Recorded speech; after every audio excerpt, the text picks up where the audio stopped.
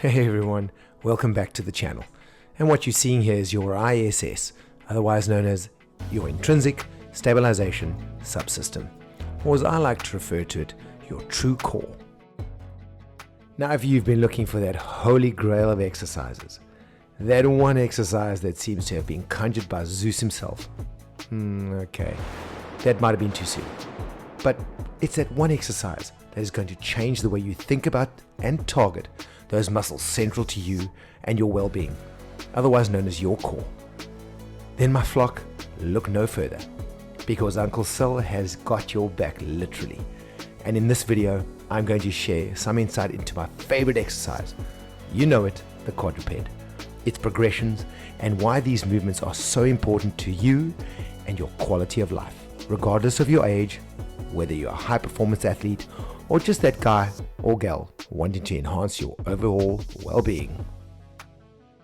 So let's start with why the quadruped exercise is so important to include in your wellness strategy. It's simple. These exercises are highly beneficial for increasing activity, recruitment, and hypertrophy of all the muscles of the Intrinsic Stabilisation Subsystem. So what exactly is the subsystem? Well, it's a group of muscles that make up what I like to call the true core of your body.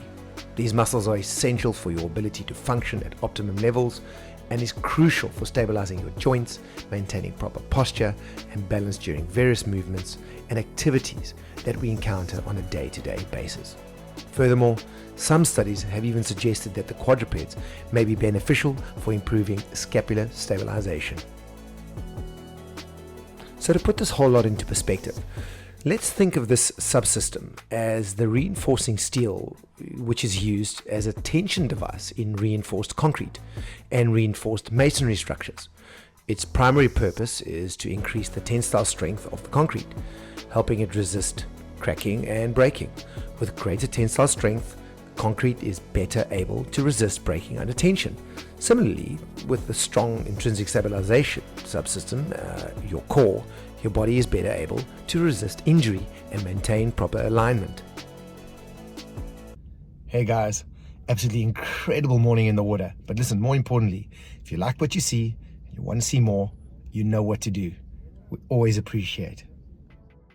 Okay, so now we know why it's so important to have this exercise in our arsenal. But what's the correct format to get the optimum result? Bearing in mind that the ultimate goal of the exercise is to prevent any motion in the torso during the movement pattern. So here's the key points to make reference of. Start, hands directly under your shoulders, your knees directly under your hips, making sure that your hips, knees and ankles are at 90 degrees to one another. Make sure your ankles are dorsiflexed and your toes are driving into the ground as much as possible. This will enable you to press back on the balls of the feet and really get that better engagement of the glute max. So squeeze them cheeks, baby. It's going to get that pelvic floor all kinds of fired up. Then you're going to want to get a chin tuck. Make sure you've got a posterior tilt of the hip to get neutral alignment. And of course, the abdominal drawing in maneuver. This is imperative for optimum outcome of this exercise. But you're going to want to hold this abdominal drawing in maneuver through the full movement pattern. Breathe comfortably through the full range of movement. And remember, the ultimate goal of the exercise is to prevent any motion of the torso. So a neat way to enhance this principle is by placing a ball in the lumbar trough or the lower back area and making sure that this particular object does not fall off the back during that full movement pattern. Okay, so now let's talk progression for the quadruped exercises. It's important to note that the progressions within this movement pattern is not a one-size-fits-all approach. The rate at which you progress to the next level of quadruped progression obviously will depend on various factors, including your fitness level, exercise experience, and of course your individual goals. You should only progress to the next level once you can comfortably complete that current level of particular exercise progression. Rushing through progressions can increase your risk of injury, so it's important to take your time and listen to your body. And as always, trust Uncle Cell. I'm a professional.